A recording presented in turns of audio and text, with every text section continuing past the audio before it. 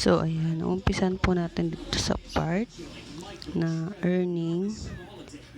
Investing po ito. So, ayan. Nakapag na ako dito ng deposit na ako ng 375. So, nakikita nyo naman yung may withdraw at deposit na nakalagay. Dito, sa current balance, dito ilalagay yung di-deposit. Then, dito naman sa baba, may team. Kailangan kasi dito is i-share ang link. Then, kapag may nag-login or deposit ng pera, yung mga ibang income niya na nakukuha is pupunta din sa account mo. So, andito na nga tayo sa